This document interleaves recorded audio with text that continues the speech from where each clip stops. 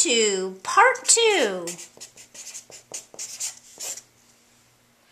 of using classical genetics to predict traits in offspring. In part 1, we learned how 2 purebred parents pass their traits to their offspring.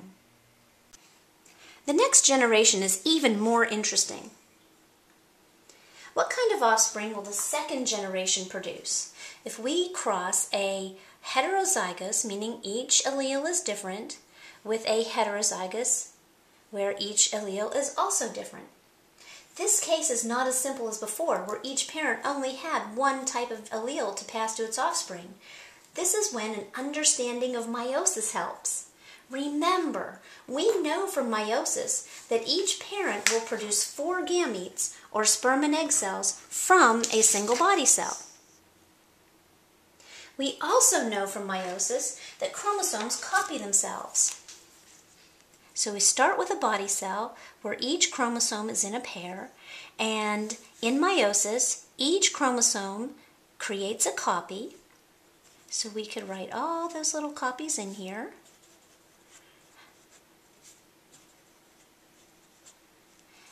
And this set of 4 chromosomes is called a tetrad. Finally, we know that after a series of steps during meiosis, the tetrads are pulled apart and separated into 4 gametes that have half the number of chromosomes as the original body cell.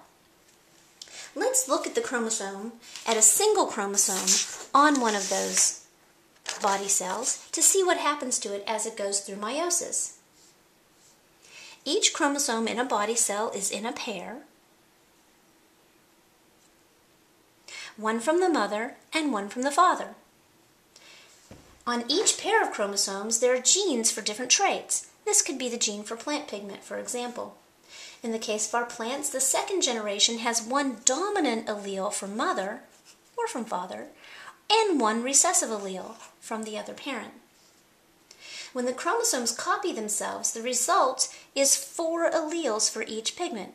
So imagine that this is the copy of that chromosome. And we have the segment of DNA, the gene for plant pigment, for example. And this one is the copy of the mother gene, and this one is the copy of the father gene.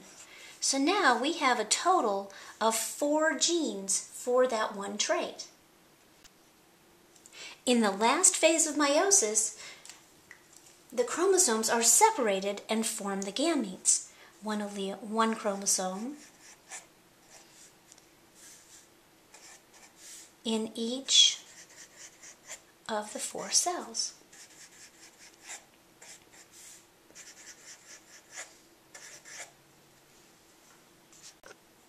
These cells are the gametes, or the sperm and egg cells.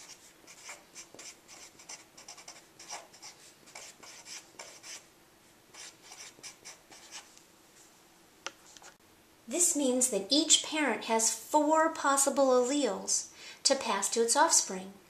We can use this idea that each parent has 4 possible alleles to pass to its offspring to determine the probability that a combination of alleles will be inherited.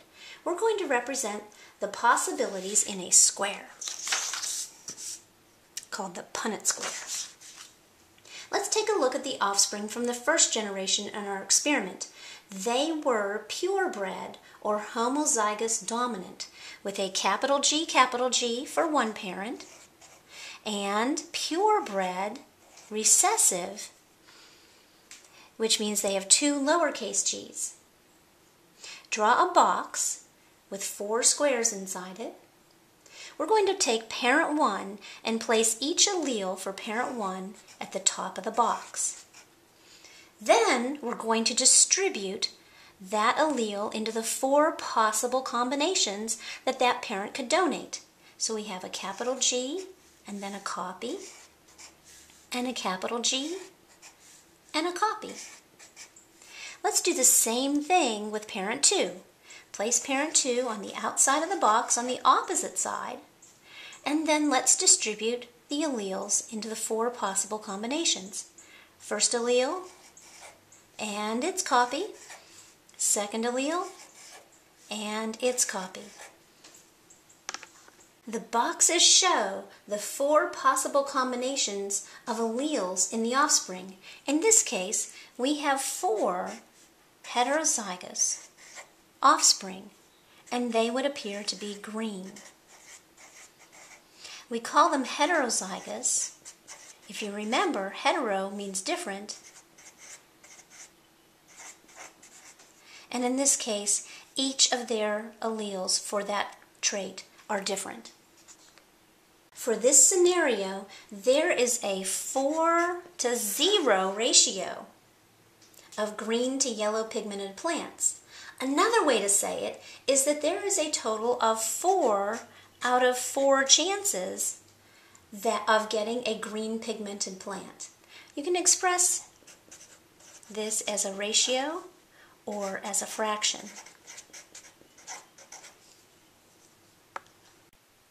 Let's see if the square that we used will predict the offspring of our second generation plants. Both parents in this case are heterozygous. We would set the square up like this. Take the first parent and put each allele at the top of the box and then distribute them. Capital G and a copy, lowercase g and a copy. And we do the same thing to the second parent.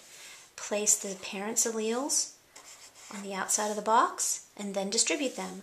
Capital G and a copy, lowercase g and a copy. The result of this cross would be 1 homozygous dominant. Remember that homo means the same. And this plant would appear green because it has the dominant allele.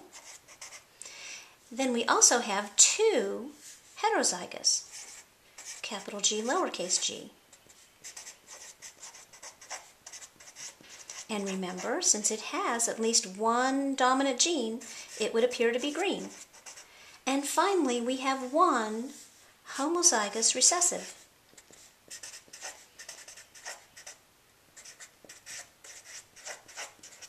And in this case, this plant would appear yellow.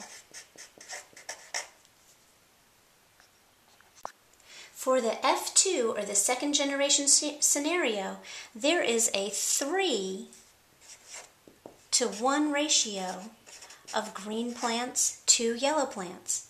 Another way to say it is there are 3 out of 4 possibilities of getting a green plant, or a 1 out of 4 chance of getting a yellow plant.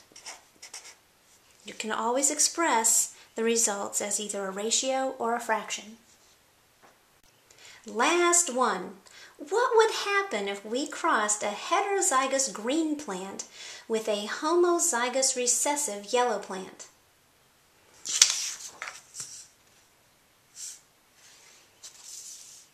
Press pause if you can set this up and solve it from right here. Continue listening if you need a little bit more information. The green plant is heterozygous. That means that it's a capital G, lowercase g, and the yellow plant is homozygous recessive, which means both alleles are lowercase g. We would take the first parent and put it at the top of the punnett square and distribute its genes. Capital G and a copy. Lowercase g and a copy. We'll take parent 2 and set it up on the other side of the box and distribute its genes. A lowercase g and its copy, and a lowercase g and its copy. In this scenario, we have 2 heterozygous offspring. Capital G, lowercase g. Hetero means different. And these plants would appear to be green because they have 1 dominant allele. And we have 2 homozygous recessive. Remember, homo means the same. And they are both recessive. So that means that these two offspring will be yellow. In this scenario, our ratio is a 2-to-2 ratio of yellow to green, or a 2 out of 4 chance of getting, a green or a yellow plant. That's it for what I know, and now you know how to predict dominant and recessive traits in offspring using classical genetics.